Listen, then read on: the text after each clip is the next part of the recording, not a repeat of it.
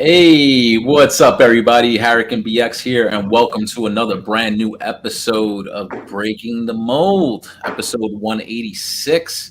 A very special episode, if I do say so myself. Let's go around the yard real quick, say what's up, because we got a special guest to introduce. But first up, Brian Brink, what's up, dude? What's up, man? It's a great Tuesday. Weather's getting warm. Yesterday was great. Had a great weekend. I do have a quick question for you, though. Mhm. Do you ever realize how often you change light bulbs? I do quite often. I do. Do you? Yeah. So I moved into this house in 2009, and there's a light bulb above the vanity in one of my bathrooms. Just went out today, and I was like, I've never changed that light bulb before. That blew my mind. That's incredible. Tells us how long you shower for, Brian. Yeah. He showers with the lights out. Right? I actually do that from time to time. Yeah. Sometimes I do too, in the dark. Yeah, sometimes it's nice with the nice hot water just on your back. Our bathroom is like super bright, so right. The lights are usually off in there anyway. Okay. All right. Well, JD, what's up, dude? How are you doing tonight? I'm doing pretty good. Just drawing like a mofo, you know. Nice. I've been seeing some of the artwork. Love it. Incredible. You know what I'm saying? Thanks. Super talented. Make the drive and I'll put some on you. How about that? Dude, if you do, I think I always said it. I said it before. I don't have any tats, but if I do get one, it's going to be you that does it for sure. You know what I'm saying? Oh, no. Well, all my boys. Be the first one to get the ROC or the breaking the realm. Yeah. Get the realm or the BTM logo somewhere here. Like right under your armpit, but nobody or nobody will see it. Next up, Energon Addict. How you doing, Pop? Yo, excited. Can't wait to talk about this stuff with our new guest. Yeah. And that's about it. I don't give a fuck. I haven't shown my face on this podcast. So you can see I'm excited. See, I'm about to line guests up every single week for this show, just so I can see you guys. You know what I'm saying? Look at this handsome gentleman as well, Big Dom. What's up, dude? Hey.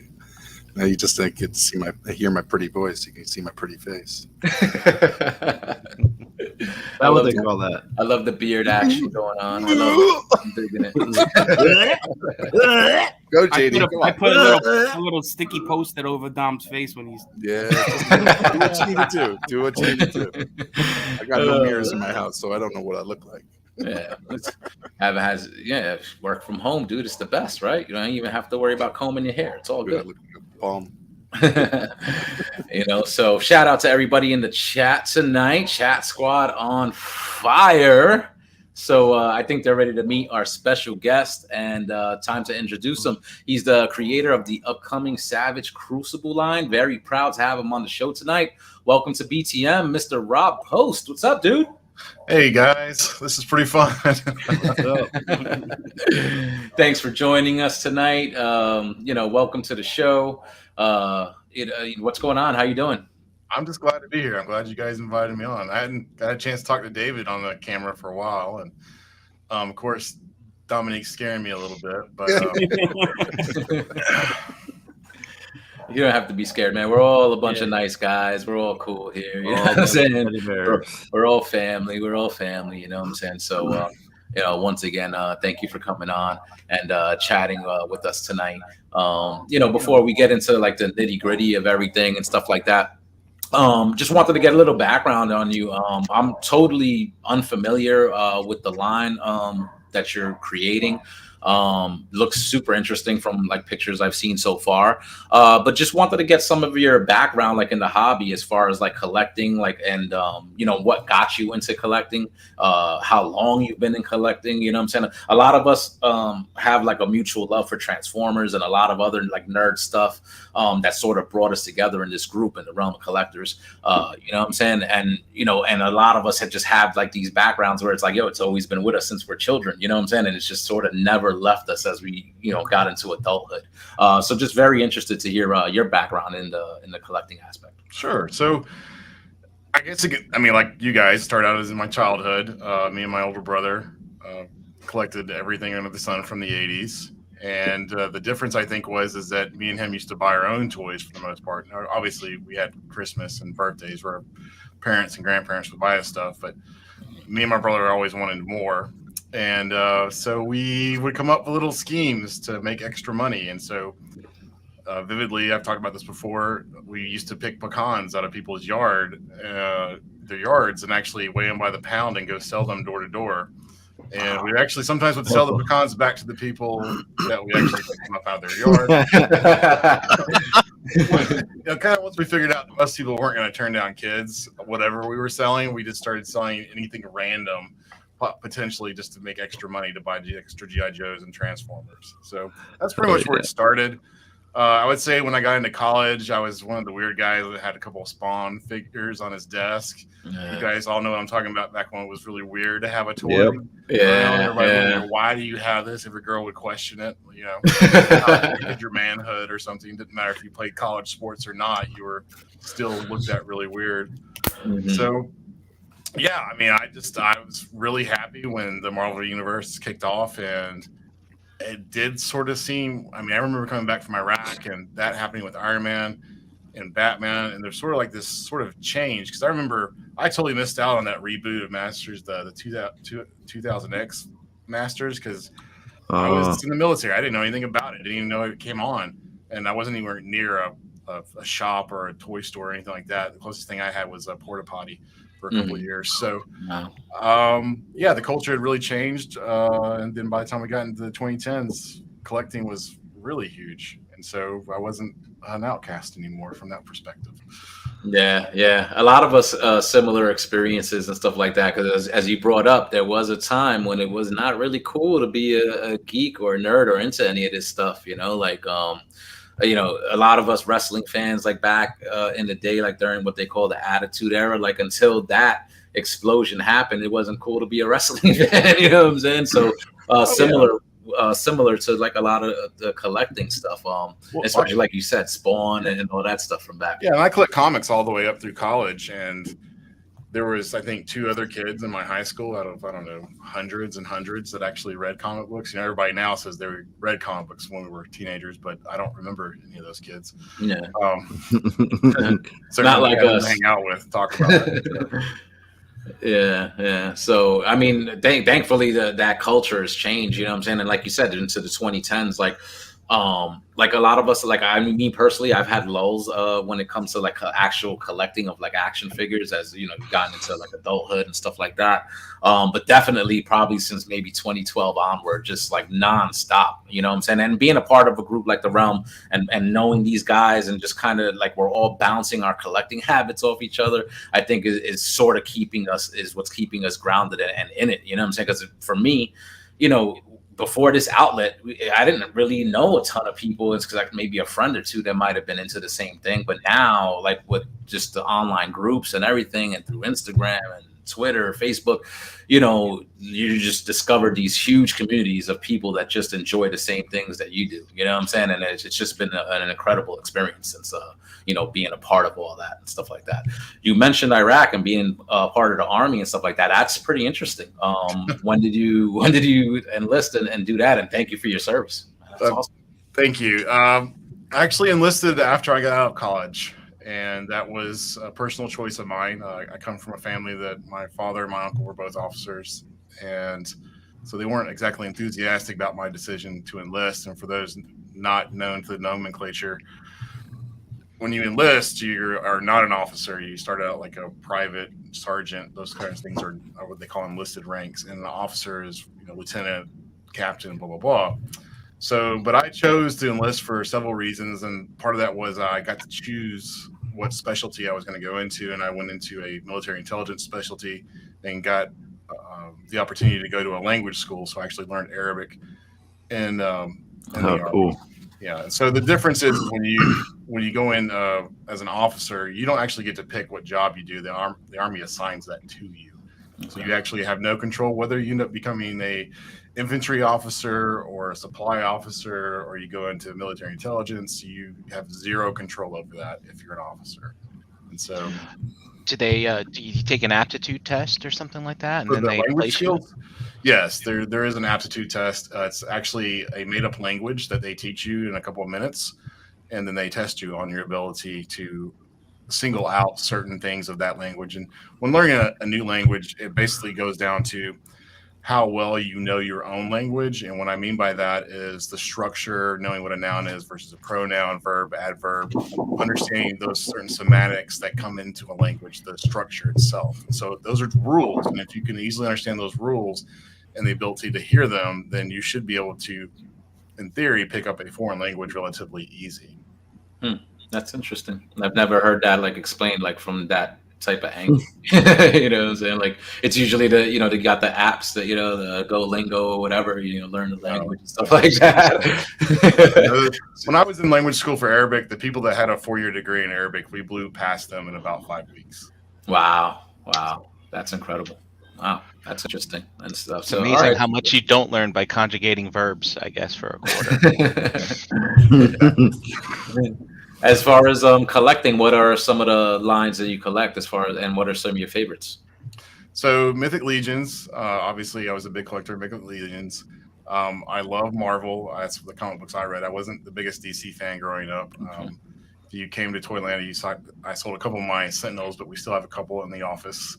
Those things are fantastic if you ever get your hands on one. And then I'm really big into like monsters and vampires and things like that. So a lot of the sort of the NECA realm is what I like, and the figure arts are also something else. So specifically, not so much the monster arts. Some of those are just a little too big and expensive, but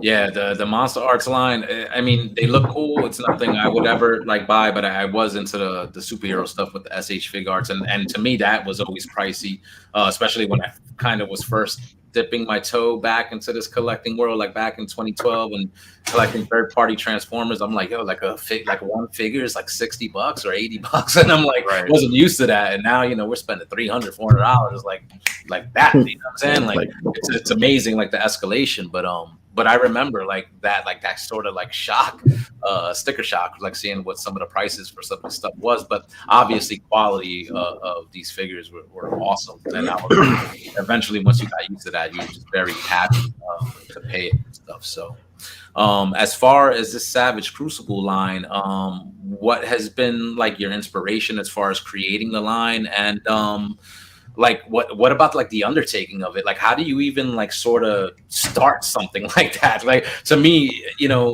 I assume you got to have a team and it's sort of like a team effort sort of thing. But like how do you even get that off the ground? Like just from a concept level. Well, I know how I got it off the ground, and I think everybody's done a different approach. I can say that I didn't start out wanting to create necessarily a toy line in the beginning. It's obviously started with MAFC, the myactionfigurecustoms.com, and that was just me creating custom parts for the toys that I owned. And that was relatively simple. It wasn't really complex. And then when I got a bunch of really great artists surrounded by, it became a lot easier just to make parts. And we were just trying to push the limit on how many parts we could make. And there was at one point where I was looking at partnering with a relatively well-known company to make character packs. And at that point, I was actually in negotiations with them, and I was reaching out to a factory overseas, trying to get some pricing info and some understanding. And that individual, Dave Proctor, of Spartan Toys, after talking to him and the other deal falling through, is when it really solidified my idea that I could do this very, not I won't say easily, but relatively easily for me, just in the sense that it wasn't overwhelming the barriers to entry. And so I think there's relatively about 3 or 4 barriers to entry when you come into making a toy line. One is having a customer base. The second is having the talent or the know-how on how to actually sculpt. Third is the factory or the engineering aspects of it. And fourth, which is probably the biggest, is the monetary demands that creating a new toy line puts on you. Making an action figure is not cheap at all. The molding for, let's say, your basic 6 to 7 inch figure with decent articulation, based on how most factories are set up right now in China, that's about 6 molds it takes worth of parts. A mold costs anywhere from $5,000 to $6,000 a piece. So just out the door, that's $30,000 plus in sunk costs just to have the molding. That doesn't include paying a sculptor to sculpt it or having the know-how or anything like that. It also becomes very difficult in today's market simply because you don't know who to trust, because you're trying to get something made overseas and there's obviously a language barrier and things of that nature. So historically right now, there's really only about 2 or 3 factories that everybody that's independent in America uses the figures. Yeah, that's interesting. Just I would assume just because the track record of business and like, you know, doing business with those companies overseas, right? I could imagine the undertaking of that because it's true, like you said, the language barrier. There must be a lot of back and forth. So the logistics of that whole thing, the way you just described, is just like mind blowing. What's your part of it as far as like, are you like the artist, the storyteller, like the sculptor? Like, what's your part of it?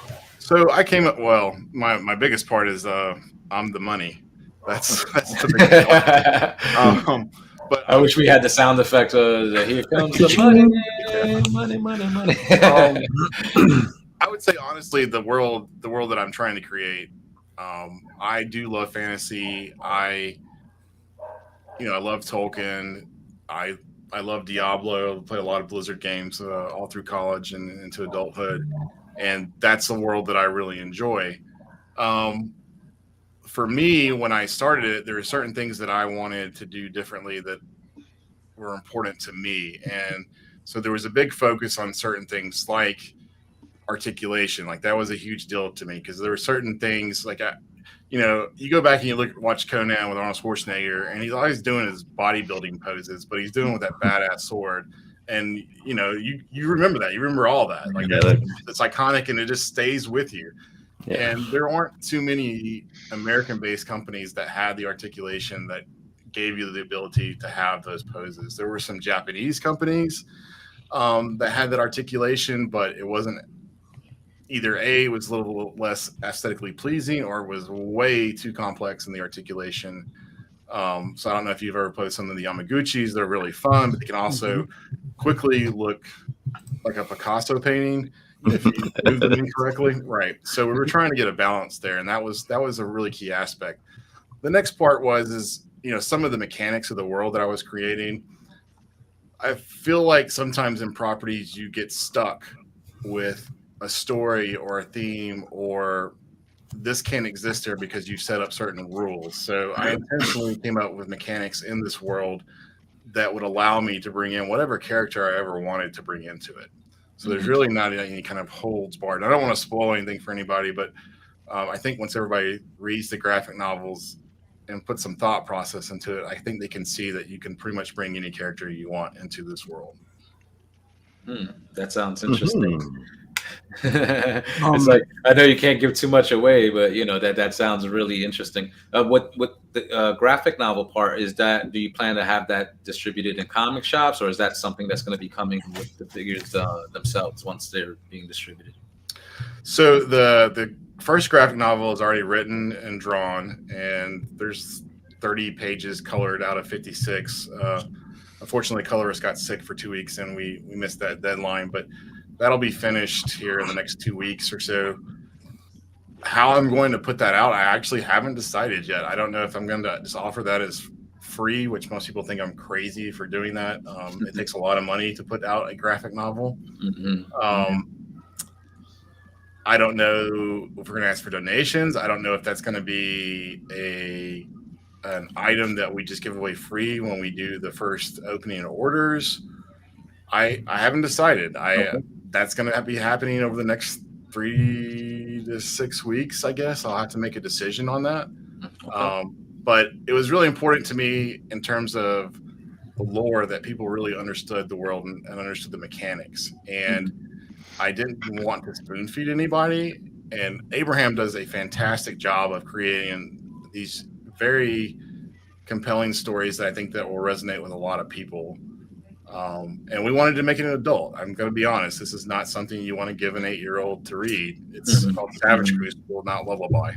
So, it's not remotely pornographic or anything of that nature, but it's definitely meant for the adult collector. It's kind of like how, I think of the writing and the characters much like how we all imagine Optimus Prime to be, but when you go back and look at the original toy, it's not what you remember playing with as a kid. It's really ugly. Yep. But that's not what you remember playing with. Like you wanted that image in your mind of what you were playing with. You were playing with Optimus from the cartoon. So I wanted a world that's what we imagined it to be, not what some people try to put out.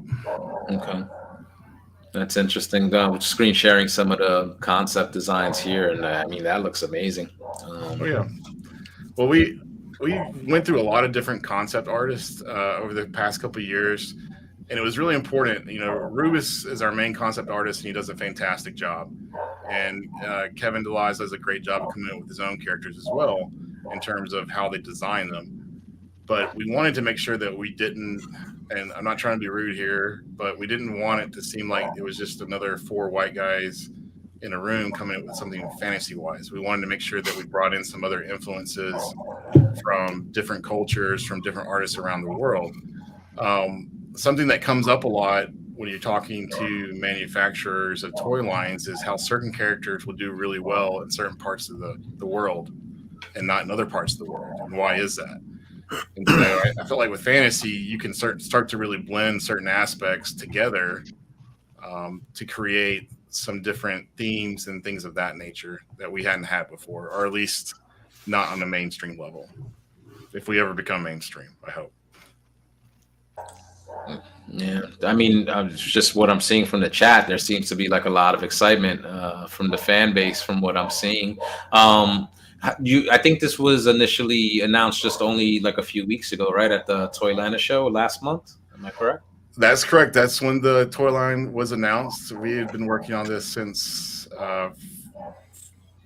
started the second quarter of 2020, I believe, is when I came up with Savage Crucible, the name and the group. And so yeah, we've been working on this for 2 years now.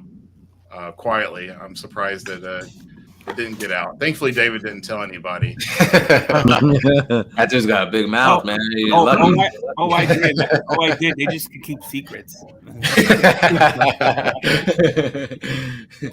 Dave, did you have a question before? I thought I cut you off before a few minutes ago. I did. I don't remember it now. So I'm actually going through the questions that people wrote in the group, in the Savage Crucible group. If you want me to read off one of those, I always can do that. Sure. If you want. So I found this question interesting because, I mean, I've seen some of your stuff already, and it's probably self-explanatory that the plastic's going to be done. But what is the plastic build going to feel like? Like Marvel Legends, Mythic Legions, SA's Figuarts, Valiverse, etc. Like they're trying to get a feel for like what to expect. Right. So I think what the original poster was getting at was the shore hardness of the plastic. And so, or the durometer of the plastic rather, but commonly referred to as shore hardness. And what that deals with is just, how bendable is the plastic. Now, the reason why Marvel Legends have a softer feel to them is because they have to go through certain testing to be able to be sold for kids. And that's what those, as you guys know, those ratings on packages like 3 and up, 6 and up, 12 and up, 19 and up, adult only. That's really what that refers to, is who it's supposed to be sold to and whether it's had that testing or not. And so obviously the lower you go in terms of the age group, the softer the plastic needs to be. There's a whole lot of other different aspects that go into it, but these aren't being marketed or sold to kids. They're just being sold to adult collectors. So the plastic will be a little bit harder. It's harder to describe the feel, and I know what he's saying in terms of feel. No, they're not going to be soft like Marvel Legends. They're going to be closer to Valiverse figures, but the first run of Valiverse figures were a little bit harder on the shore hardness, I believe. I think I watched Bobby last week or something, or maybe it was this week. Time gets away from me, but I think they were doing about 95 shore hardness. I think our goal is to go in probably somewhere around 90, 91 shore hardness. And that has a lot to do with the swappability of the parts, making sure that they don't snap. One of the aspects that's really interesting that I've learned a lot about is the material science behind making action figures and understanding which material you use for which part, and understanding that there's different coefficients of friction on how like a POM will work on PVC, and how PVC and PVC create a different type of friction, not fiction, but rather friction. Friction. You're right. So that comes into play a lot when you're designing toys. Look at that. And it had to be a Dane too, didn't it? So for those that don't know, I actually breed Great Danes. And so this is something that's near and dear to my heart. And I can tell you, some people can attest to this. I don't really care if it sells well or not. There will be Battle Danes sold. It might be the worst selling action figure of all time, but they're getting made. So we have another cast member who couldn't make it today, and he's a big fan of companion pieces like this, and I could see him buying a few of these actually. Yeah. For sure. Another question that I just want to get through is a lot of people asking everywhere I look is when will these be available? Is there an estimated time when people will be able to start pre-ordering these? So, I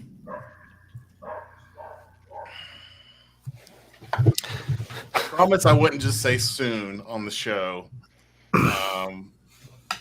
There are reasons why I keep that information to myself.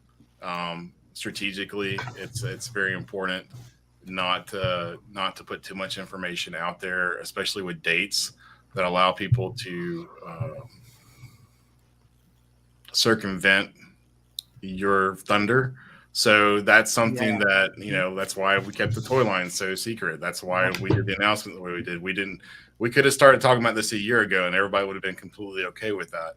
But what we didn't want to do is create fatigue from people hearing about something for a year before you could even purchase it. And that's something we didn't want to happen. I can say that you'll be able to purchase this relatively soon.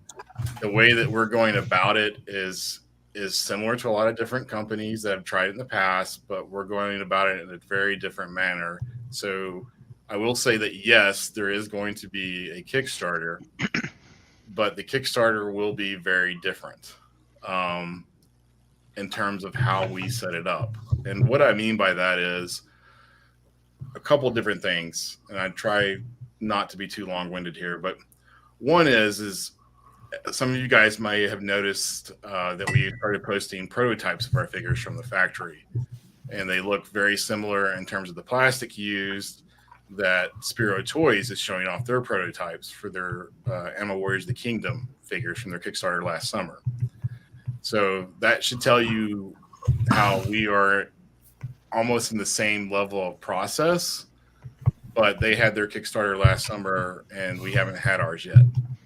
I was going to ask you, is this going to be like through a Kickstarter? Yes, it will be. Okay. However, the difference is that I'm putting $150,000 into tooling already. So the goals will be different and the amount of figures will be different. The other things that we've learned over the past couple of years, watching Kickstarters and watching toy lines and how they get rolled out, and the problem with being a new IP, a brand, is that there's a strong incentive to get wrapped up into a Kickstarter or a new IP and put out just a ton of figures at the beginning. And I understand that. You want to give fans what they want, but at the same time, there are a lot of fans that they don't want to start a new line if they have to buy 40 figures out the gate. It's too daunting. They don't have that much disposable income. They feel like they can't collect the whole line or be a part of it, and that's a turnoff. So we didn't want to do that. Second, factories hate that. They absolutely hate these big Kickstarters and how there's too much for them to do at one time. So we've been working with the factory on what's an ideal setup And so instead of having a Kickstarter and waiting 2 years to get your figures, what we'd rather do is have a Kickstarter, have it divided up into 3 waves, and you get your first wave of figures in 10 to 12 months, and then your wave 2 figures 4 months after that, and your wave 3 figures 4 months after that. And so you get a lot of figures in the same amount of time period, but you're not waiting 2 years to get them. And furthermore, you can see the depth of the line from the very get-go. Mm-hmm. Yeah, that's interesting. And I'm sure, like, obviously, putting in cash up front obviously sort of gives you a head start in that process, right? As far as getting the molds going with the factory and getting those parts and all that done, obviously. Just like the prototypes that you guys have seen, other companies that have already had a Kickstarter had to pay for theirs. And I mean, to be completely transparent, and those prototypes, each one is over $1,000. So you look at our starting sort of lineup with 6 figures, that's easily $6,000 that you spend on getting those prototypes. Wow. Obviously I had to buy a couple extra copies, so that's like $18,000. So, that's the going rate. So we had no problem. And when I say we, I guess it's just me. I had no problem pulling up the money. I believe in the success. And that's why you're not going to see more than 2 figures that have the same kind of tooling in the lineup. With a Kickstarter. Oh, wow. There's so many different characters with so much different toolings because I don't need the capital necessary. I'm playing a long game here, and I'm betting that this is going to be popular in the long run, and that the tooling will come back and be paid for over a couple of years. Yeah. I'm expecting my money back pretty quickly. That was just a loan, dude. Like, you can't pay me back in coins and figures. It's not going to work. Okay, I'm telling you now. First of all, we both know that would work. But He's lying. He's totally making that shit up. Well, that brings up my next question. I mean, I know there's a lot of people in the chat that received one of these. Some didn't, but the coins.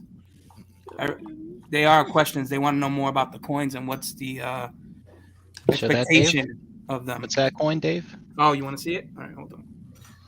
So here's one side. Oh, wow. Yep.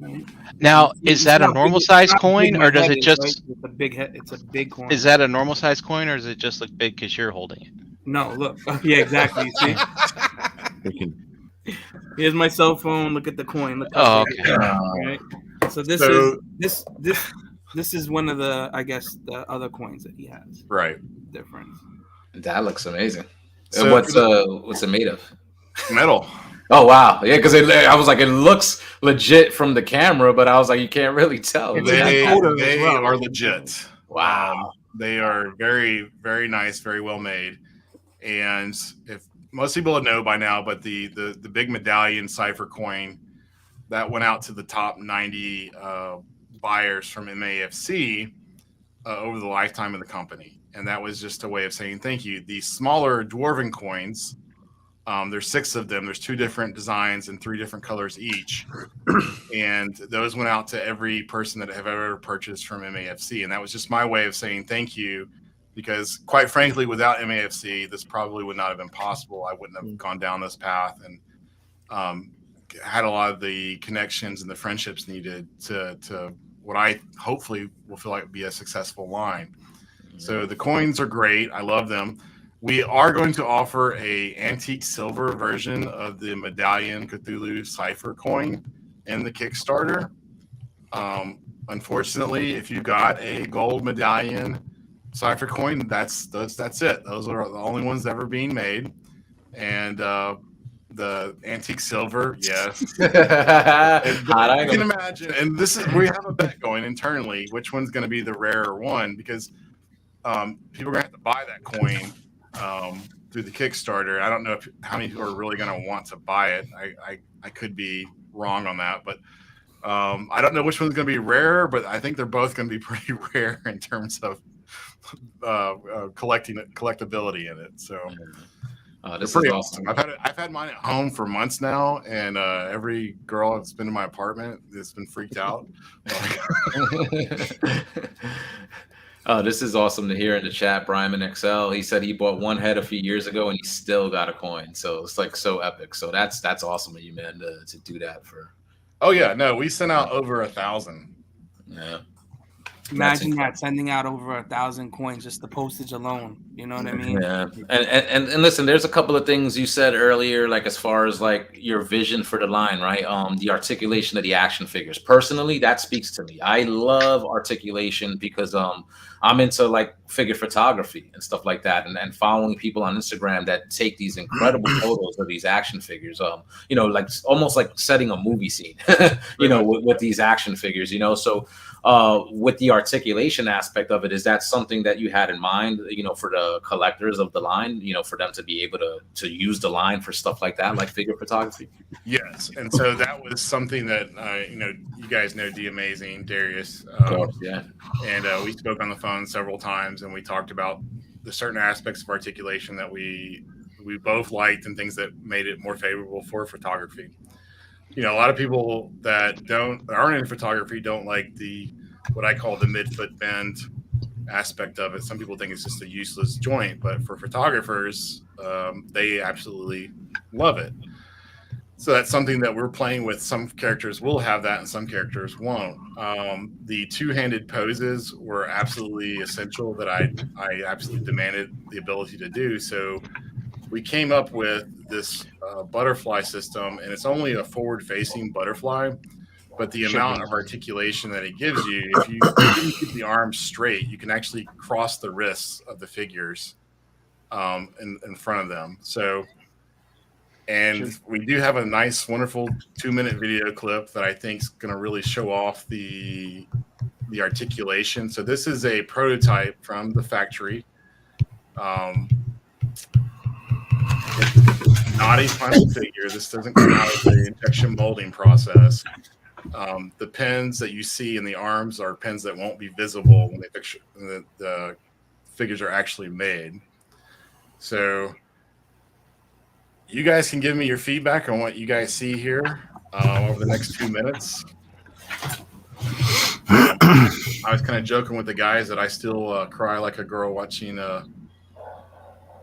Beauty and the Beast for the first time. Oh, so I see what you mean, like with the foot there, right? Is that what you're talking about, the midfoot or articulation? Yeah. Oh, and the two hand. Oh, wow. So the shoulders are able to reach out far enough to be able to do that. Oh, yeah. With the armor pieces on too, so that's impressive. Yeah. Rob, you had me at lizard people. Like, you know, I was like, yes. And so actually on this figure, that his armor over his chest, the top pieces right here, that's a design change that we've made already since then. Those pieces will actually be able to flex up. They're actually going to be 2 different pieces that we glue in. And so when he moves his arms above his head, that'll still be able to flex over and create some space with the armor that goes over the chest. So you should be able to get some pretty epic overhead chopping 2-handed poses. So nice. So I can't help, you know, as a customizer, ask this question because I'm looking at this guy and he's just like has no paint on him whatsoever. Like, so I'm like, I know these are gonna probably come fully painted, but what are your plans for, you know, the customizing aspect of it? Are you gonna ever supply maybe blank canvases or something like that, or maybe like a builder body or something? So I don't have a cute name for them yet. If anybody has any suggestions, I'm always willing to listen. But yes, we are going to offer 2 figures that are going to have minimal paint decos for customizers. Okay. And that was really important to me. It's important to the guys that I work with, because we all like to customize toys. And we know that not everybody likes to customize. I get that. And you don't have to customize, but you know, whether you call it a builder or a paint master or a artist proof or whatever you want to call it, I think there is a demand for that. Now, how much demand, I don't know, but I'm willing to at least give the fans the opportunity to prove everybody else wrong that is something that people really want in a certain amount of quantity. So yes, there will be 2 figures in the lineup that will have a version that has very low paint deco. And what I mean by very low paint deco is let's say, for instance, one of them is this reptilian character. Then that character will probably just come with like painted eyes, because painted eyes are usually pretty hard to do for even good painters. So, so minimal paint on that, but obviously having 2 other versions that have a lot of paint decos on them that are really, really done really nice. That's the idea. Rogue was saying, I guess to buy 2 of each. Yeah, the badass reviews in the chat was asking if the pins are going to be metal pins in the figures. So in the elbows and knees, where you can see the pins in that video, that's just from the molding process that they do. So the actual joints and the elbows and knees, the disc pins are actually going to be molded into that elbow. So the elbow gets molded over the 2 disc pins. So there's actually no metal in the knees or the elbows. There will be 2 pins inside the chest that you can't see that goes into creates the butterfly that holds the butterfly. Part of the butterfly. The front part of the butterfly is held by the 2 pins. The back side, there's actually a stop that makes it where you can't keep pulling the butterfly out. There's actually a stop built in there. So. So I heard you mention earlier that you were planning, because this was a question I was going to ask, but as far as like the release schedule or like the waves, I guess you would say, like you were planning for, you said 6 figures for your first wave. No, I said there are 6 unique figures, tool figures in the lineup that will be offered in the initial Kickstarter. Each wave will consist of 4 to 6 figures, and those 6 unique sculpted will be over those. So there's approximately I think there'll be 14 figures roughly offered over the Kickstarter, and those will be split over 7 primarily unique sculpted figures. So okay, wow, okay, nice. How many did you plan for? How many waves do you have planned, like so far? There are, in addition to the 6 that most people know about, because those are the 6 statues I brought to Toylanta. There's 1, 2, 3, 4. There's 5 other characters that are already finished completely, and the guys are working on more. So there is no shortage of material at all. The other aspect that we're going to do is there's going to be almost as many head packs, armor packs, and weapon packs as there are figures. Nice. All right. Yeah. So that was another question. Is like accessories, like I saw like they showed the Dane like earlier, like the animals and stuff. Are you planning on like more stuff like that as far as like those ancillary characters or animals, different animals in the line? So yes, obviously. The Battle Dane will not be in the first Kickstarter. I can go ahead and tell you that. And there'll only be 1 Kickstarter. There's no reason to have a second one, in my opinion. Those ancillary characters are non-standard characters, and I think there was a question somewhere was people were asking about scales. Are we going to have different scales? And the answer is yes. If you look at the concept art, there's a couple of pictures where we have 2 different scales. We have sort of what we've been showing everybody, and then a slightly bigger humanoid and shark character. And so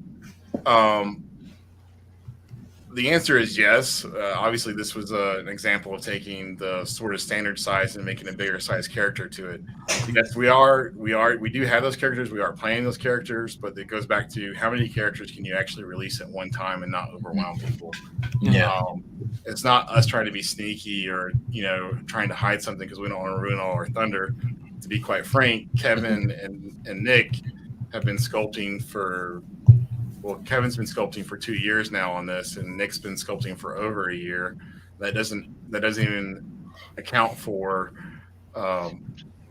Lee or Gordon or Arlen sculpting. So there's no shortage of material that we have at our disposal, but I'm not going to bring that out. And I think there was another question. I think Justin asked, like, is there going to be some ridiculous Kickstarter with 50 stretch goals or something? The answer is no, because there's no point. All you do is you overwhelm the factory with too much stuff to try to produce. And what happens is when you annoy your factory, not to be, at least this is just my personal opinion, not that they've said that they do this, but I think they just push you back. I think you lose your footing. I think it's better to be a good customer to your factory. Yeah, don't piss the cook off, Exactly. He's gonna spit in your food. Yeah, I mean, it's funny because I don't think enough people think about that, really. So if your factory's having a hard time getting stuff out, why don't you make it easier on them? Like, if you can financially make it easier on them and create a smaller wave, why don't you do that? It makes more sense that way. And COVID's still a problem, guys. I know that here in the States, it seems like it's kind of dissipated or whatnot, but China is a totally different environment on how they deal with COVID. In fact, those prototypes I was supposed to have in Atlanta, they already had 3 of them made. We're going to be shipped the next day, and China put a lockdown. So I didn't get them. Yeah, that's another just a variable that could throw a wrench into everything, So yeah. Hey Rob, tell us a little bit more about Toylanta. How'd that work out for you guys? And we weren't there, so I'd like to know about it. Toylanta was fantastic. I can't say enough great things about the venue and the show itself. There was about 17,000 people came through the door down there. I don't know that you guys have ever been, but essentially it's just a toy collecting convention. 2 floors, hundreds of vendors, every toy that you can literally imagine. I can tell you that, we flew in a lot of different people from across the country, and the overwhelming consensus was it was the best show that they've ever been to in their toy collecting lives. So it is a lot of fun. We had a great time. The reception was great. And what's interesting is, and we talk about this too, a lot of people on the team, there's always seemed to have been this conception of independent toy companies only seem to visit either the Northeast or California, and if they're in their hometown or something. And there's a lot of places that I would just like to go visit. You don't have to do it every year, but just to kind of spread the word, because there were a lot of people that loved fantasy that had never heard of any of the fantasy lines that were there, and they were super, super excited. And so it doesn't matter if you were, Spiro Toys with AWOC or Savage Crucible or any of the other fantasy toy lines, like they were excited to see something like that being there versus, if you guys know about Joe Fest is in Augusta, Georgia. Joe Fest is massive, just massive toy show. And so you can imagine the differences there. From some of the venues in the Northeast are a lot smaller, in my opinion, not as nicer, because of the cost involved. Yeah. And like you said earlier, you basically debuted or announced like the line at that last show. What other channels have you used to sort of get the word out there for the Savage Crucible line? Doing any sort of promotion, in any other channels? So, we rely on Facebook and Instagram. Obviously, we have a base following through MAFC and the previous customers. And so that's a great base to have when you're trying to start a new IP. Mm-hmm. Unfortunately, based on my experiences, I think the open rate for emails is pretty low. So let's call it less than 30% on any emails that we send out. So we knew that if we did an announcement through an email, it wasn't going to be effective. We also noticed through Instagram and Facebook that there is some overlap of people that are on both, but primarily the overwhelming majority on each side do not cross platforms between Instagram and Facebook. That's just the way it is. And in terms of how we're going to do our best to try to get this out there, we are going to use all those platforms available to us. And obviously, I have some business background that has not been utilized as much in the toy business, and how we're going to reach some new customers. Nice. And the line, when it's eventually available, is it going to be available worldwide? Yes. Okay. So that's awesome. So anywhere you're at, you could purchase the line, get these figures in your hands. That's great news. So another question might have had, I don't know, this might be controversial to say. I mean, you brought it up earlier. You said you were a fan of like the Mythic Legions line. Like, I think I'm the only guy on this panel that doesn't collect Mythic Legions. You know what I'm saying? It's just, I'm just like a Transformers guy. I pared down my collecting, but these guys love it. With the fantasy style, there's some similarities there and stuff like that. So, like, what's basically your plans to set the Savage Crucible line apart from what maybe the Mythic? Well, obviously, fantasy races. And I think that was a question that came up in the Facebook group. What was it?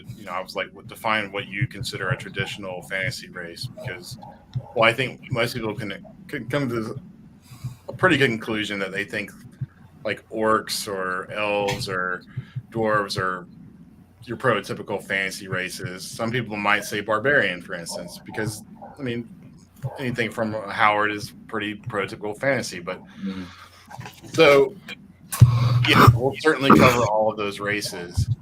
In my opinion, I came up with characters and wanted artists to show me their interpretation of types of characters that I feel like were underrepresented in the fantasy world. I think, from my perspective, I love the Marvel Universe. I love watching the Batman movies, but I don't need 60 Batmans in my man cave. And if you have 60 Batmans in your man cave, keep them, please. I'm not offended by it. I'm just saying, like, I don't need that. So when you're going to make your own toy, you want to make the stuff that you want to see, like Battle Danes. Well, I love creatures. I love lizards. I love H.P. Lovecraft. I love Cthulhu themes. There haven't been a lot of figures in that sort of dark fantasy horror genre. That's not the entirety of Savage Crucible, but we are pulling from those genres a little bit. And so, I mean, it's called Savage Crucible. So we want the world to be somewhat savage. And it also goes back to some of the sculpts that we've done and how people responded to them. I remember the first time we did a vampire head. No one asked us to do a vampire head at all. And it was a massive hit. When we did the Anubis stuff, that was a massive hit. And so, and you can kind of see that. And you started seeing a lot of like some of the Native American, the Incas or the Maztec, or not Maztec, but Aztec characters that people are making, and you can kind of see those. They want their own representation of things that they liked or grew up with, and we kind of pull from their different genres, But you think of it like how Predator does a pretty good job in some of the comics and things like that. How they bring Predator into certain aspects of Earth's history, things of that nature. That kind of makes it fun. And so I would always love to geek out over things like Atlantis or Lemuria or Secret Continents or the Moon's Hollow or something to that nature. That's fun. It's entertaining for me, but that's things that I think we can draw on to bring a lot of fun into the line.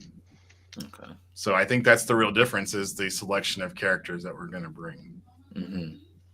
Oh, that's interesting. And then, like you said, you mentioned, I guess when we're all eventually able to read the comic, we'll all have a greater understanding of the concept of that world that you're creating there and stuff. I could only assume there will be some synergy, like with the comic and maybe like your first like wave of releases of figures, because I know I'm the type of guy that if I read like a comic book or something, I'm like, oh, I see these characters, I want to be able to play with them. So like when the book comes out, are those characters you see in the comic you're going to be able to purchase right away? Well, the ones that live.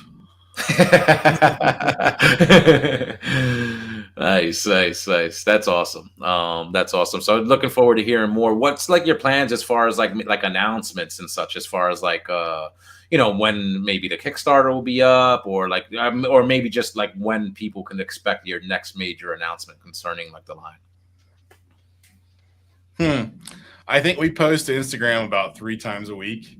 We're going to be doing some contests where we're going to be giving away a couple of medallions and a couple of full sets of the Dwarven coins. We're also going to go start doing a phase where we're going to start doing interactions with fans in terms of asking for feedback on either color schemes and or what people think should be in an armor pack or a weapons pack or a head pack. What are things that people would most like to see based on what they've seen so far. Mm-hmm. From there, we're just going to move into showing people the videos and things of that nature, and that people get a better idea of the scale. I think originally, there was one or two people that might have felt like the figures were too thin or thought they might be too thin, and that's all about context and relative nature of what they're next to. And so far, it's been intentional that the figures haven't been next to anything of the pictures, mm-hmm. that you couldn't ascertain the scale of them. But in those videos, you saw human hands, and you start to understand, wow, these are pretty big figures. No, when they are posed, they are not thin at all. Mm-hmm. Part of what I wanted it to set it apart is I didn't want Motu figures. I didn't want a human physique that was unnatural. And so when we based the body type off of CrossFit athletes, like the people that compete in their little national championship, mm-hmm. those are the proportions that we went for. Incredibly ripped, muscular, males and females, but still in the realm of realistic. And so one of the things in the group we talk about is, well, realistic in terms of it can be achieved. Let's put it that way. The difference is, everybody can agree that Arnold Schwarzenegger was a huge man. He was massive. But, you go Google the pictures with him with Andre the Giant, Will Chamberlain, and he looks tiny. It's a joke. Like he looks like half a man. And that's what people just have to understand until you see figures next to each other where you can actually get a great comparison, you don't really understand how big or little they really are. I got to bring something up though, Rob. You're talking about the CrossFit body type and all that. What about the dad bod? That guy, come on, sweaty fatties. Dude, we like to fight too. We want to. We want to go to War 2 at one point. All I can say is that it's very easy to change out the lower abdomen to make it more rounder, mm-hmm. With still some ab definition, and we have plans for a lot of different types of characters. That is certain, and I think. I'm sure a lot of the customizers can imagine pulling the parts off of each of the figures so far and kind of creating different sort of unique archetypes. That's something that's very important to us. And when we're actually thinking about how we design characters, there's 2 different aspects to it. There's one is the entirety of the character, making sure it's just a badass character. Jaeger is a badass character, but when you break him down, in terms of the parts for customizers, what are his parts? Well, he's got leather pants. That's really important. Well, he's got furry arms. Leather pants and furry arms normally don't go together, mm-hmm. right? Speak for yourself. Right. So because like if you grew up with D&D and you want to make those different type of characters. You want your lizard ranger character. You want your, your wolf barbarian. Those are the things that I think so far have not been really explored very well in any of the fantasy lines that I've seen to date. So that's something that we really wanted to bring to the table, is that ability. If you want to make your own D&D character that's half orc, half human, that's a ranger, then you can make that. There's no reason you can't. That's interesting, because wasn't sure if anybody had asked that, if that was going to be a feature of the figures, whether you could pull them apart and sort of do like a mishmash of them and stuff. If that's a feature, then customizers are going to go wild. They would go wild with that, I'm sure. So while we're on the subject of like you setting this apart from other lines, the articulation being able to hold, is it going to be like, I don't know what you want to call it, like ratcheted, or you mentioned like the Motu stuff, and those have all that, the smooth articulation, and so go ahead. No, the disc will be smooth discs. I mean, all the pegs are they're not completely round. That has to do with friction, but the turning of it is round. There isn't a ratcheted, just because of their size. They don't need ratchets, in my opinion, and then the people that are engineering them, their opinion as well. If we go bigger for certain characters, then you might need some ratcheting due to the mass in there. But for right now, no, you don't need that. Okay. Yeah, because I don't know. With like the legions and the Motu stuff, like a lot of them, like I'm gonna be that guy and say they, I set them up and then I go to, whatever, a couple days later and they're all on the floor, Oh, many times I'm thinking I'm getting robbed because my mythic legions fall off the shelf. Right. Yeah. You just hear a big thump upstairs. I'm like, oh, what the fuck? Who fell? Yep. Have you guys got those D20 wolves yet? Yes. Yeah. Those things are so heavy. Yeah, I got one. I mean, it's like a brick. Seriously, it's going to break glass when that thing falls. Somebody attempts it. I mean, not that it's got loose joints, but so one person was asking about the short hardness of the figures in the field.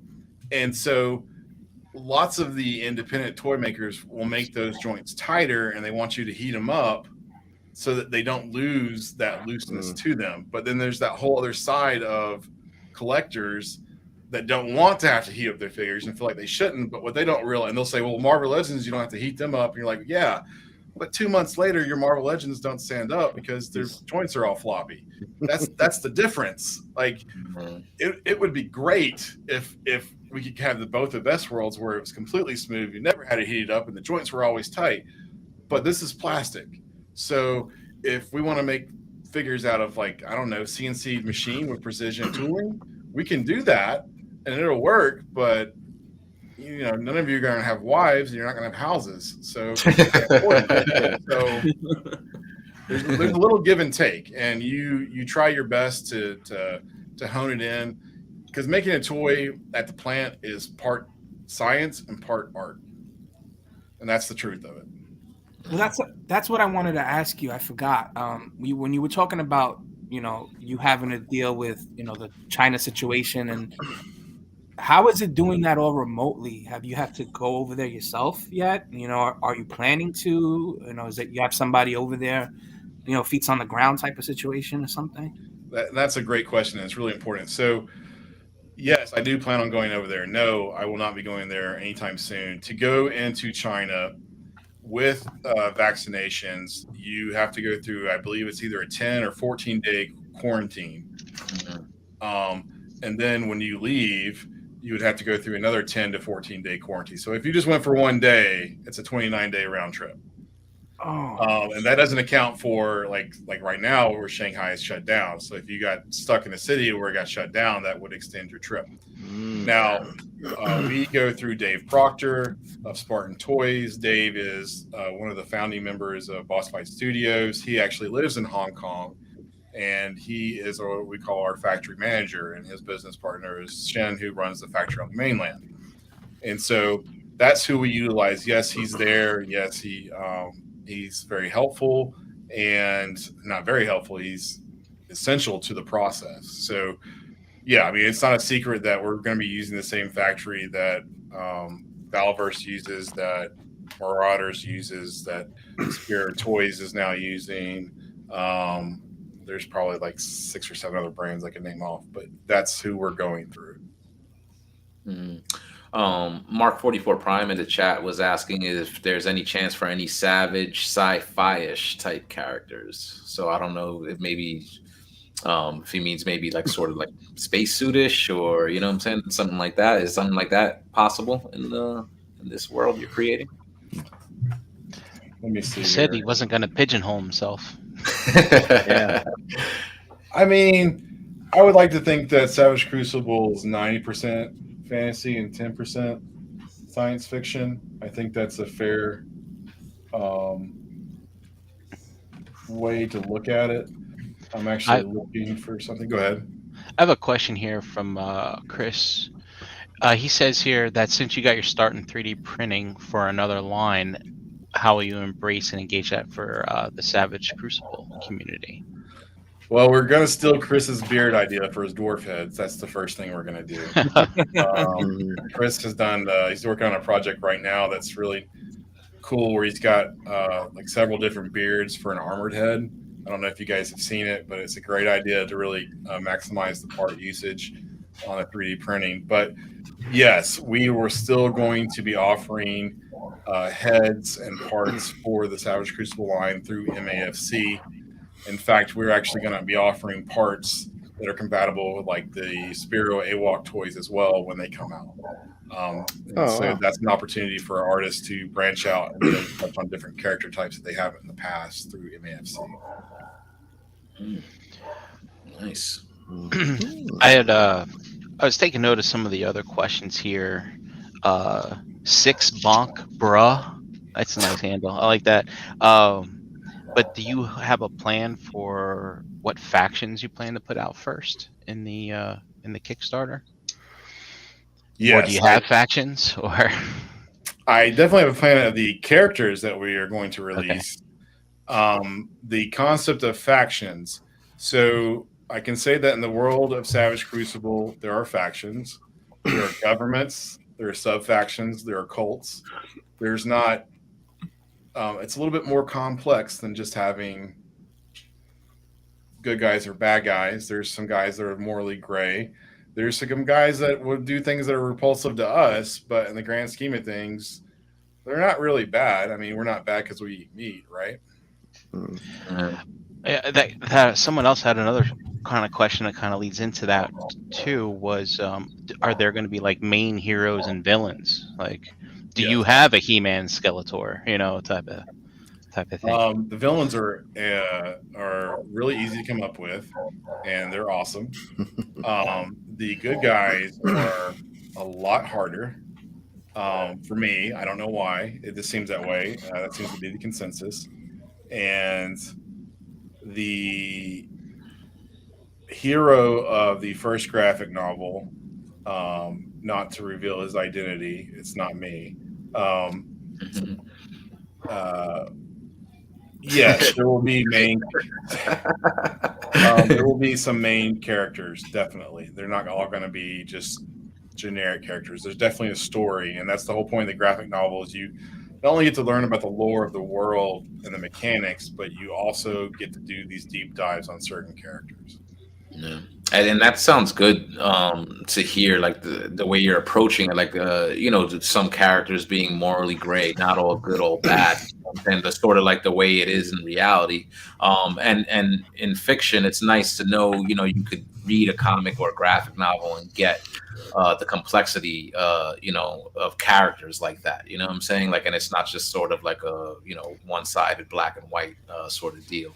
And just very common like archetypes that you would probably expect from this type of fantasy line, so that sounds interesting. Like everything, I'm a big comic collector, you know what I'm saying? So like everything I'm hearing about the graphic novel just has me super interested.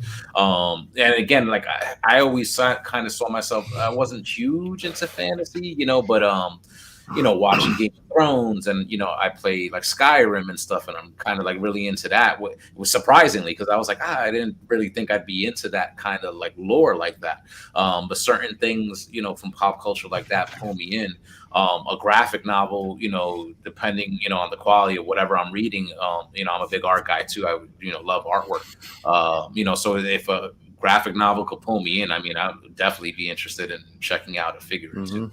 Especially just after seeing that little preview video with the articulation on that prototype. That looked great. Are we looking at a comic or graphic novel before the drop of the figures, or would that be after? No, we are going to drop the graphic novel before figures are in hand. One potential idea is to have the graphic novel readable during the Kickstarter, as a sort of a gift to people that pledge. Oh yeah. Oh, cool. Sort of like thanks. You're not going to be getting the figures for a while, but we can pump this out to you like relatively soon, right? Type of thing. Well, I don't want to say a while, but we'll say that you won't be getting them tomorrow. Yeah. Well, you make that pledge, and there's always the wait time. But I think I saw some other the coins and the medallion, the graphic novel. All of those things will be made available to people in a very, very short amount of time. They'll have that in hand, so they don't have to wait for that. The graphic novel, like I said, it's already drawn and practically finished. In fact, Rubus and Abraham are actually working on the script for the second one as we speak.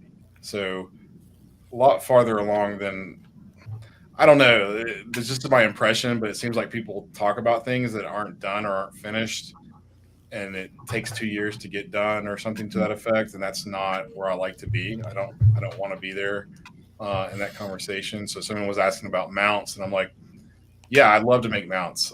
We haven't even designed a mount yet.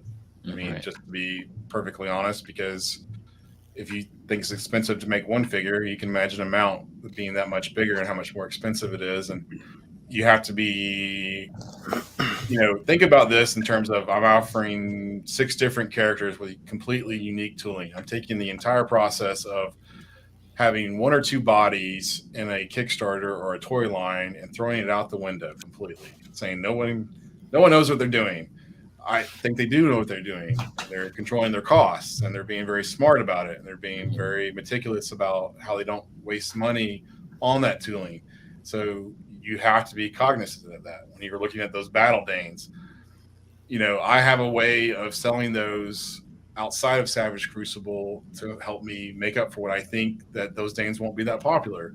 I also have those other different head ideas in terms of how you make it into a demon dog, which might appeal to certain people that, would buy that. So you have to make sure that you reuse your tooling to a certain degree so that cost isn't too high. At the same time, I want to make sure that I don't overuse my tooling. Yeah. Combiner Wars, circa 2015, right? We got about 40 Transformers that were based off like 4 molds or something like that. So glad to hear we're not going to get anything like that here. And awesome to hear that there's going to be content basically coming out before the figures are ready to be shipped to the collectors once they're ready. Badass Reviews also in the chat. He's saying it would be awesome to have comics prior to the line so people could familiarize themselves with the story. So. That's pretty awesome. Another couple. So I keep. Go ahead. I kept seeing in the chat, and you just mentioned, the cost and all that kind of stuff. Have we come to a roundabout? You know what I mean? I don't know if you want to give it away yet or not, but have we? The numbers have not been finalized. No. Okay. The paint decos have a huge they have a, depending on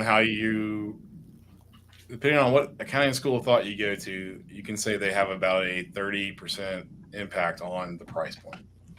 That's because you only got 3 people painting for you. You got Nikki, Timothy, and Andy painting all these fucking things. Like, come on. So No, that the from the factory, those the strokes, the actual number of times the brush touches the figure, blah blah blah, that all has an impact on price, and so that's a factor. So no, I don't have final prices. I know where I want to be. I want to be $40 or less. I am a crazy son of a bitch, and I don't have to worry about margin as much. So yeah, I can cut my margin to make a price point that other people can't. You could be the Todd McFarlane of the fantasy figure realm. Oh, don't compare him to Todd. No. He said he was crazy.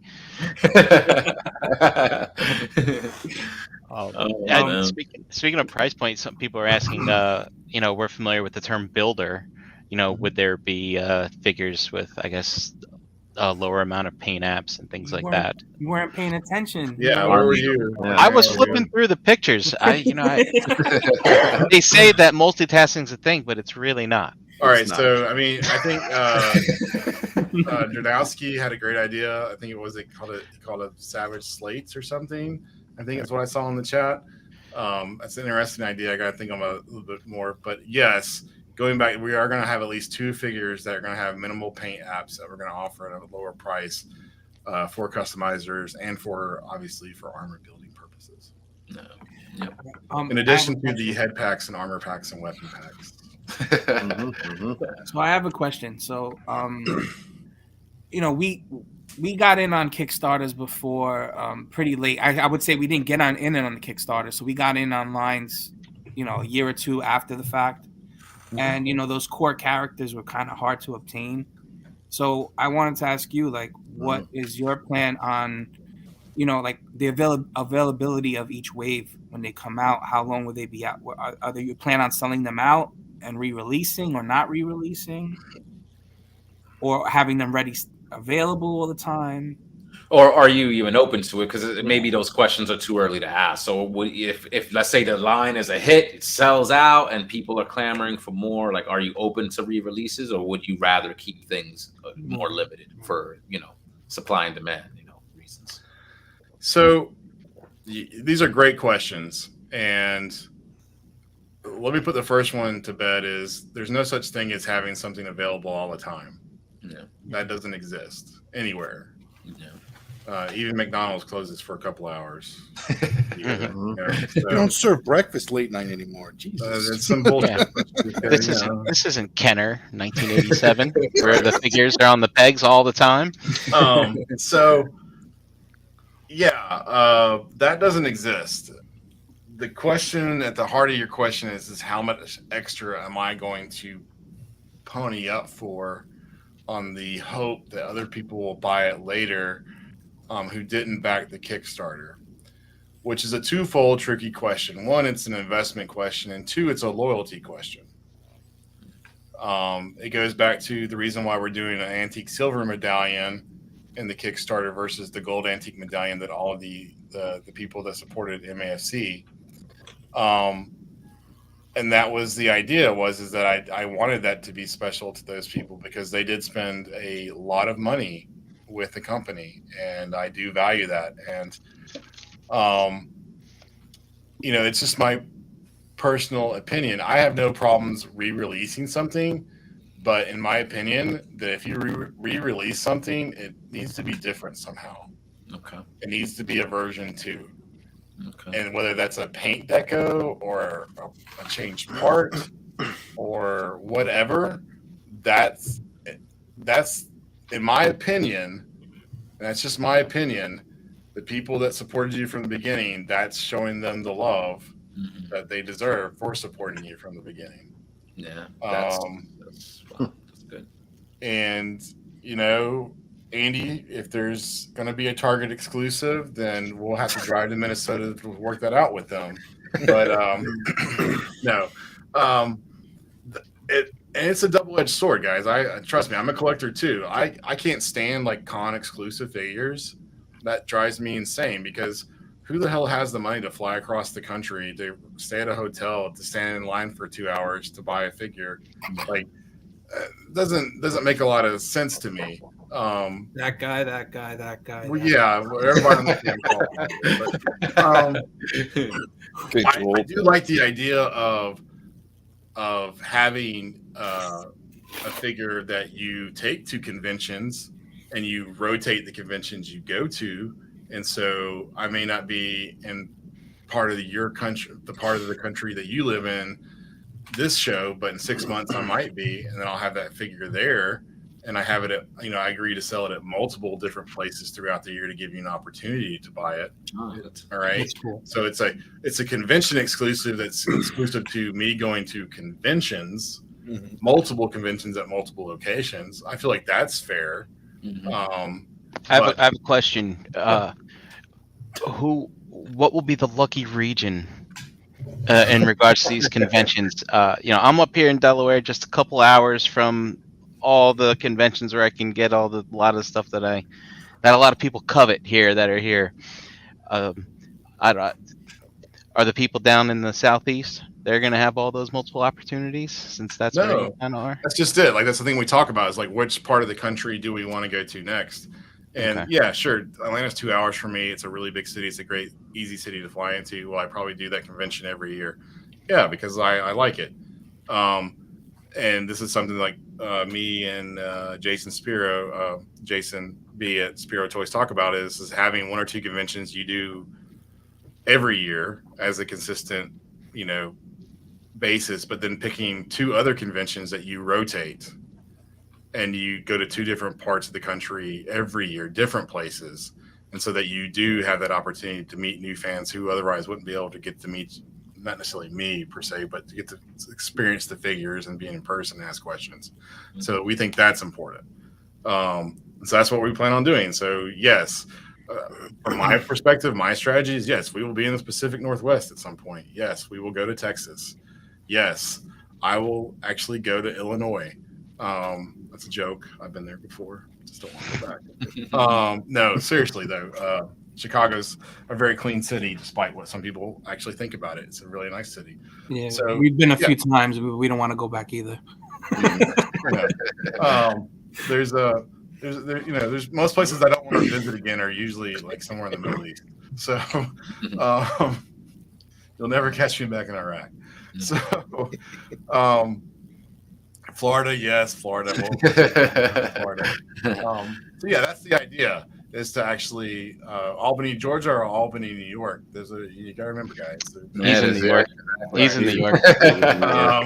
So that's my thought process on it, is that we want to go out and meet fans. We want to be able to interact with them in different places. That's what I like to do. You can't do it all in 1 year, but that's the plan. Yeah, I think that's great. I mean, what you said before, Rob, like about going to Toylanta and a lot of people not knowing about the fantasy stuff, right?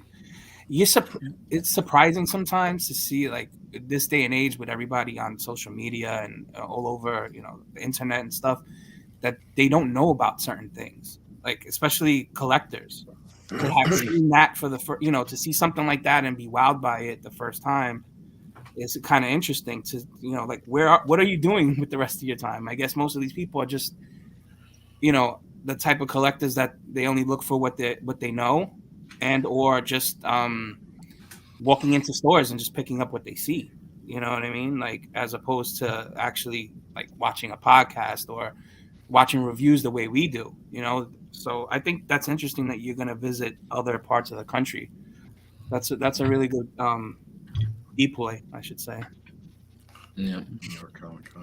And the answer, as far as like what you said about the re-releases and wanting to give people different, I think that underscores the fact, guys, that if anybody's watching, listening, like right now, and you intend to support the line, like, go in and don't miss out, because I mean, you don't know if something's going to get re-released, and if it does, it's not going to be exactly like the original, as Rob said, as far as what he would like to do.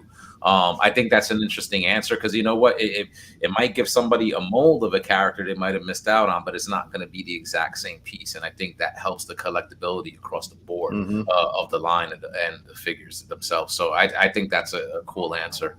And I mean, I'm seeing a lot of excitement in the chat. Like, it seems like there's a lot of people that want to go in. So, I mean, once there's more information available, I mean, we'll keep talking about this, of course. you suggested bringing other creators you're collaborating with. We'll have them on the show, discuss this line further. Are there any other questions that the panel wants to ask, or anybody asking in the chat that they have for Dom. What about you, Dom? I'm good. I just not know. I just love the aspect that when he asked that question, because it is always a battle between, how exclusives or how rare how whether reissues are going to happen. But from your response to a loyalty aspect it is like I would never thought about that in that aspect, but it is type of a loyalty aspect to say, hey, if I'm in your figures at the first bat and I'm buying these things, there is some type of loyalty that I would like to see from a vendor or from like a toy maker to say, hey, I this is when these are the figures that I'm giving you. If you buy them now, this is what this is the gift that I have for you. Is that you're going to have that specific type of character or that figure, and it's not going to be remade from that aspect. I know it pisses a lot of collectors off because the rarity. You like to get you didn't know of the line at that particular time, or didn't have the money at that particular time. But in a sense, it's you're giving that gift to that person who did get in at the first beat. And listen, at the end of the day, that's the name of the game with collecting, right? Yes, because or else they keep making G1 stuff. I mean, they reissue stuff, right? But they can't keep giving you everything because then the original stuff is worthless. You know what I'm saying? So, I'm most excited that I actually get I get in on something from the beginning, and I don't. Yes, yeah. I don't have to go fetch. Because we all been there, man. It's what collecting is all about. Like we've had times where we would collect something and all of a sudden realize that there is a history or older figures that they did produce, and we have to go deep into our pockets and buy these figures. But I think every time I've done that, I enjoy it. I enjoy it to the point where I have to work at it to get some of these exclusives because they are exclusive or they are rare, and at the end of the day, that's when I get that figure in hand, I appreciate it a little bit more for that rarity and that exclusivity. Well, it just comes from my own collecting. The classifieds, I went in and I bought the Snake Eyes, and it's doing great. And that summer of COVID, they just wanted to make everything a damn Target exclusive that you couldn't get. And I was like, I'm out. I'm done. I'm not doing this. They lost me right out the gate. Really, it was what 8 weeks in or something. I was like, I'm done. And it was just a real turnoff. I'll be honest. I bought the entire Kickstarter for Mythic Legions off a guy, and he was actually angry about All Stars because he's like, I put down I think it was $1,500 or something he spent for the first figures, and he didn't like that. He hated that. Some people hate that the value of their toys drops or whatever, and I get that. But I get the appeal of reissues. I really do, and I understand having main characters and people needing their main characters for their collection. But at the same time, if I do a serpent or a lizard guy in red, the next guy can be an off red. You don't have to have this exact same shade of red, right? Yep. Yeah, he can have different color eyes, and that can be just a different version, but you still have access to the character, so I don't feel like I'm restricting anybody's collecting ability, but I'm also honoring the people that did support me from the beginning. So that is important. I mean, I don't know how else to do it, and there's a better way. It's definitely a delicate balance, and it's great to see how collectors think about it and how creators think about it and companies think about it. So it's just great to hear it from just from both aspects and understand the whole balance of things. And I know there's pros and cons to both sides, and it's just got to find out what works for you and let the collectors deal with it. It's just I feel with collecting, you have to, you can't appease the masses, but at the end of the day, you try to appease as much people as you can. And I think that balance has to be determined. And I think collectors, there's a learning curve there. What we saw during the pandemic was something I'd never seen before. I mean, obviously people are having trouble getting the product that they like to get on the retail side, but then they start discovering toys that are made by these smaller companies, and they're like, where is it? I mean, there was from a mythic perspective, there was an extreme dry spell where you just couldn't buy any of it, and everybody's learning about it and getting into it, and the only thing you can do is find it in the aftermarket. And I think that's what got people really upset. They just didn't understand, like, well, how come I can't buy this, and why is the stuff that I am finding so expensive? So I think collectors do have a learning curve in that regard. Yes. I mean, these people are coming in from Marvel Legends and Black Series, wanting to buy these smaller toy lines, and they're just getting frustrated. And the world has changed. It's all about instant gratification and entitlements and things like that. So sometimes you just gotta calm down. Yeah, you'll get your chance, but nobody wants to wait. People want to mess with it now. Yeah, they want to mess with it now. They don't understand the cost, and they don't understand the weight, and they don't understand the risk that you take. And I mean, going back to exclusives, like if you have an exclusive at a convention, doesn't that hurt your retailers, the people that are putting up big money to help support you? Yep. How do you have that conversation? I mean, that makes things a lot really tricky, and those are questions you have. The Kickstarter exclusive. Okay, well, if I have a Kickstarter exclusive, but then I have retailers, but they don't purchase during the Kickstarter, do you let them have a Kickstarter exclusive? Do you want to make those people angry? Yep. I mean, those are questions you have to ask. From a business standpoint, you want to sell as many figures as you want, so that's the business side of it. You don't want to restrict them from that standpoint. That's a very narrow-minded view of doing it, but that's not that, when you're looking at X's and Y's, you want to maximize the amount that you sell from a business standpoint. It doesn't matter which business you're in, but if you don't have to rely on the money, if you don't have to make the money, if you can be comfortable with the way that you live and your lifestyle, then you can make certain choices about honoring people and the loyalty and the people that support you. So I think to me, that's way more important. So, but I'm also in a way different level than other people. So I understand that. It's not me. So I have another question. How much does this take away from your day-to-day? Because you have basically 2 full-time jobs aside from this. So this is like a third job. So So how are you dealing with that and still smile on your face right now? Well, a lot of Xanax, 2 or 3 every hour.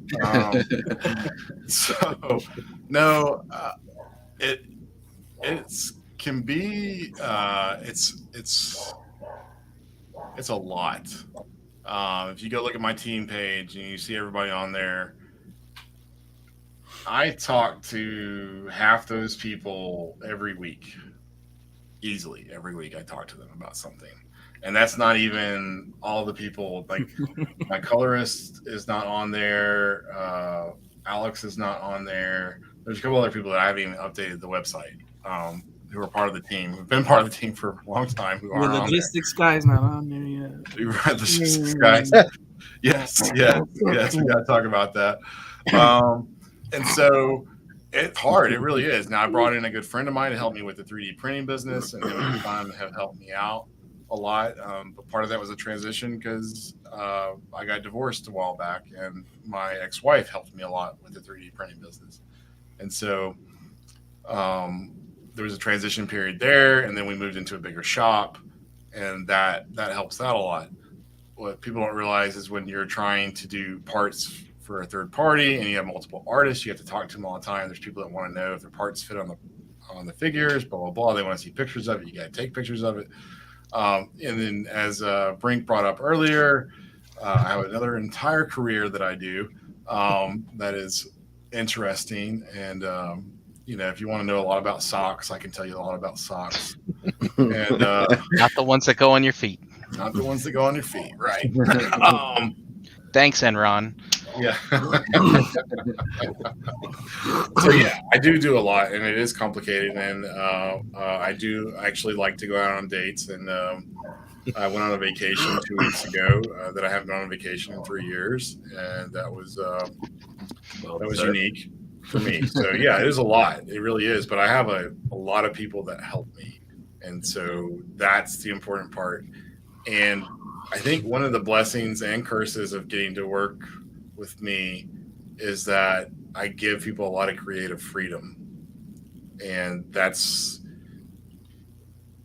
allows them to get to express themselves. So I really like working with people that will put their heart and soul into their work.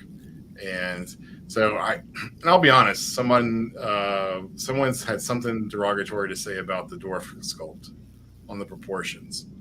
And I think I just I said something like, well, I trust, Matt O'Toole and Kevin DeVise completely to make a great dwarf. I'm not worried about it.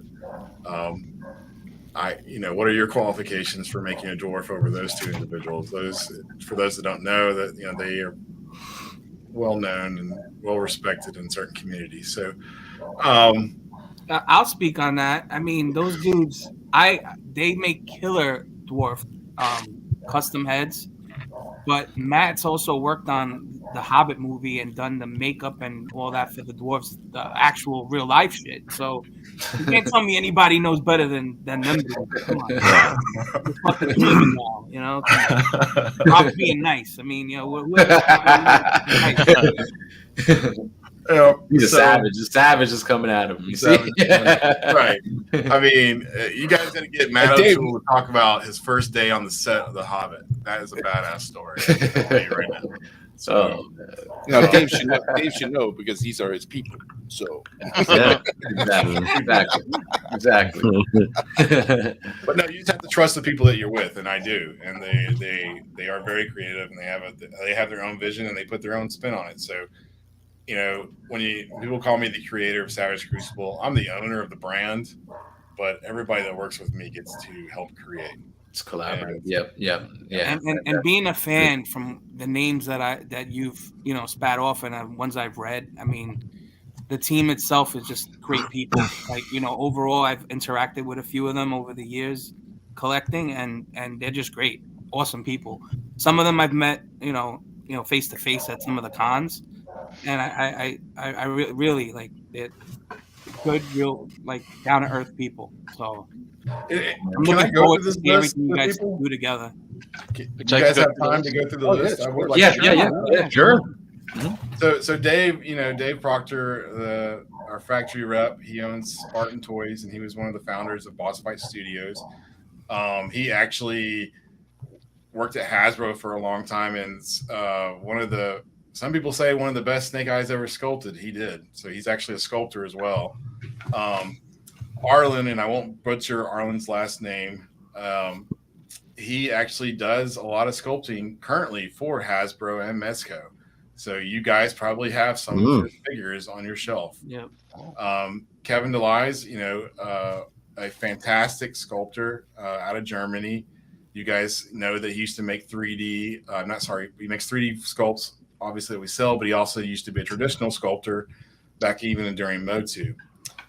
Nick Whitmore, he has sculpted for Boss Fight Studios. He's sculpted for Marauders. He works for Lego for a couple of years. So another great guy that's worked on a lot of different properties. Lee Robinson out of Australia.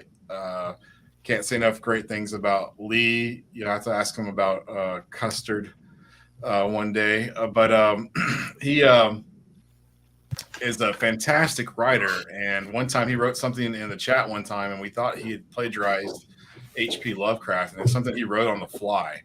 And wow. he's just an amazingly talented person.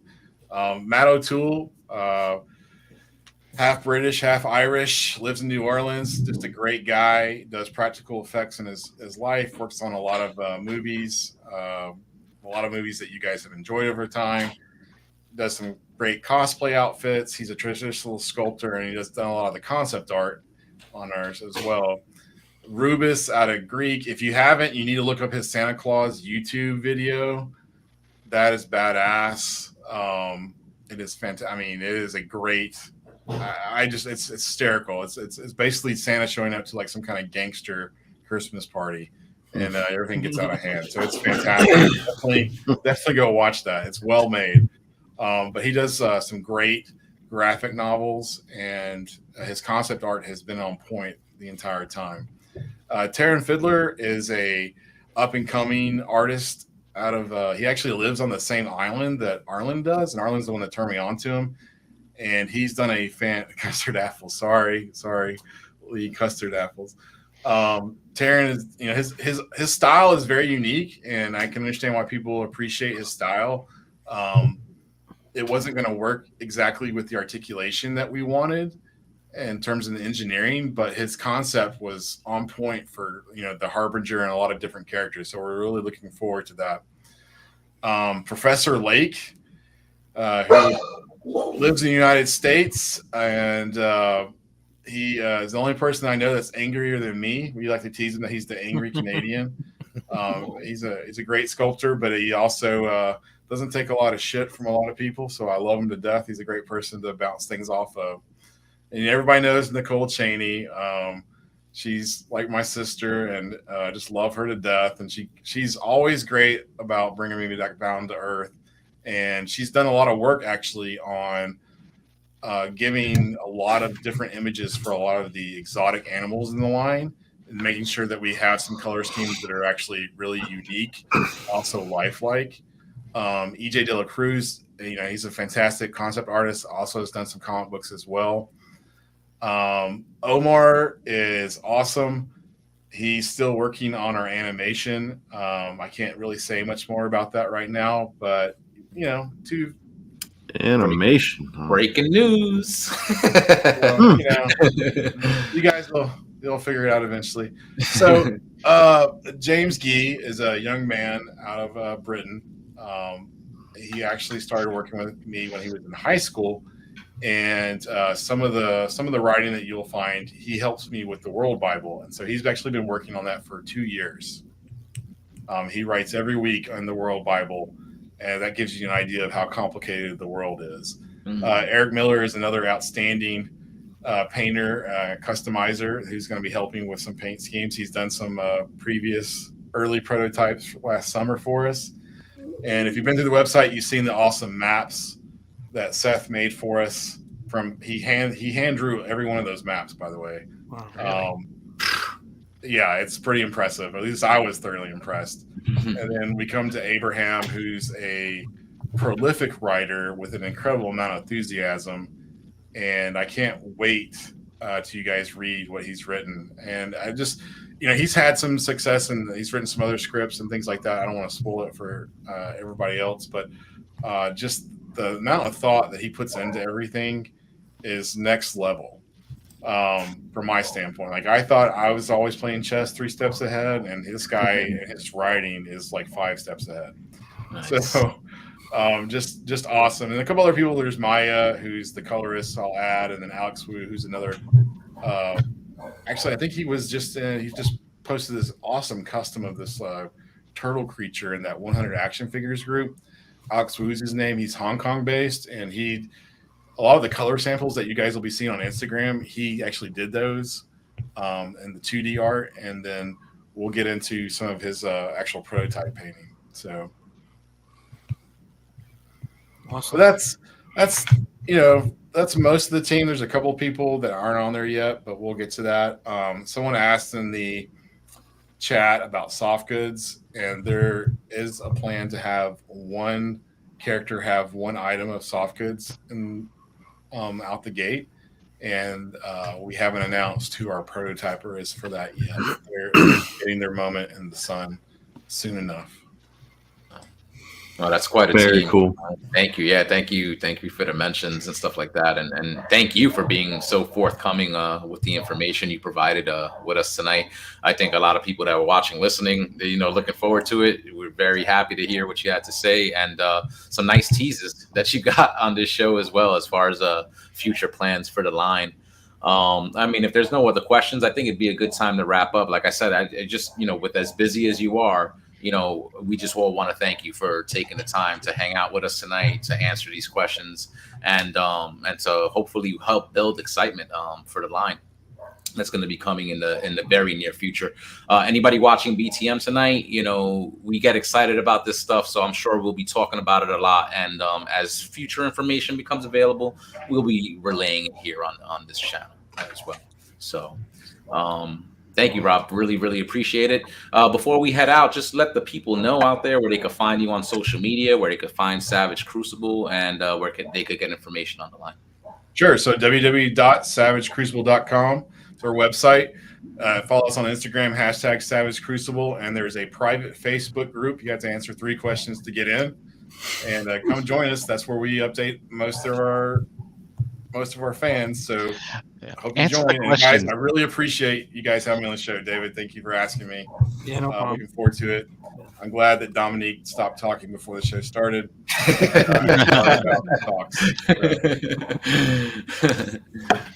Thanks again. We usually do continue unbroadcasted once we go off the live portion here. So I think some of us will be hanging out. I'm not sure if Rob will be able to hang. But we do go, for a little while longer unbroadcasted. So we usually post a link in our Realm of Collectors Facebook group. Anybody that's interested, hop in, hang out if you feel so inclined. And with that, let's just go around the yard. We'll get some where you at, and we'll wrap up. So Dominic, I'll start with you, bro. You can find me on Facebook, Dominic Rosso, and here Tuesday nights with these great gentlemen. And Rob, we extend, obviously as things get more into action, you're more than welcome to come back, talk about the releases, some of the characters that will be in that line, and really get us more into what's going to happen when when we hit the pavement with the Kickstarter and stuff like that. That'd be great. Thank you. Yep. All right, the Brink. At Brinkalizer on Instagram, and all things Realm on this channel. I was here last night. I'm here tonight. I'll be here tomorrow night as well. Subscribe. We try to have as much fun on here as we can. It's not always fantasy figure talk, but still if you fun. If you like robots, we got those too. So lots of robots. It's usually a good amount of banter. Mm-hmm. Sure. Yeah, to follow up on what Brian's saying, Brian and Jose are actually part of another show, our flagship show, which is on Monday called ETR. And they basically go down all the toy news, all the current toy news. So anything fantasy, anything sci-fi, anything Transformer related, there's a segment for each. So, and you'll find them as well as the rest of the cast on there on Mondays at 8:00. So join them on Mondays. If not, you can find us, the crew that you have here, minus Gary, who couldn't make it today, on Tuesdays at 8. And like Brian, like Brian said, it's not always fantasy. We talk about basically everything, but we do plan on having more Savage Crucible talk on here.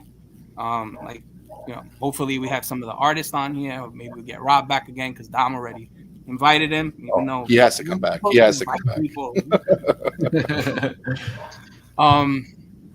Yeah. So anyway, I'll tell them where to find me now, so you can go to JD. You can find me on Instagram, Energon Addict, soon to be Savage Addict when I decide to change the name. And here on Tuesdays at 8, and I'll let JD go up. All right, JD, let them know.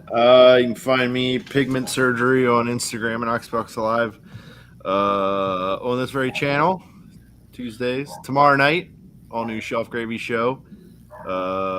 Please feel free to join us on this channel here. I don't know what we're going to build, but we're going to build something. Paint, but I don't know. We're going to see what trouble we can get in, so... yeah. All right. Nice. Thanks, JD. And as for myself, Facebook, Twitter, Instagram at HarricanBX, as it says right there. If you want to follow the real life stuff, also at DS4Fitness on Instagram. As Dave said, you can check us out on ETR Monday nights, Enter the Realm, 8 p.m. Eastern Standard Time on this very channel. Shelf Gravy and Figure Banging every other Wednesdays. They alternate. And BTM, of course, Breaking the Mold here every single Tuesday night, 8 p.m. on this channel. Everybody in the chat that was hanging out with us tonight, thank you so much for joining us. Really appreciate you guys. Thank you for throwing the questions out there for Rob. If you want to see more, subscribe to the channel. We have a website, realmofcollectors.com. The Facebook group, that's where we all interact the most. You just answer 3 questions and we'll let you in. 3 questions. It's only 3 questions. That's it. And there's a bunch of other subgroups that come with that as well. Realm of Cooks, Rock and Wrestling. There's a sneaker group and all that Realm stuff. of Sneakers. So yeah, there's a whole lot going on in the realm. There's a whole lot going on in the Realm of Collectors. So please join us on all those social media channels, Realm of Collectors on Instagram, on Twitter, all that stuff. So thank you guys for joining us tonight. As I said, we're going to throw a hangout link in the Realm of Collectors Facebook group. Once again, to the chat, thank you for joining us tonight, and we'll be back next week with a new episode. So until then, take care, stay safe, and peace out, guys. Have a great night. Toodles.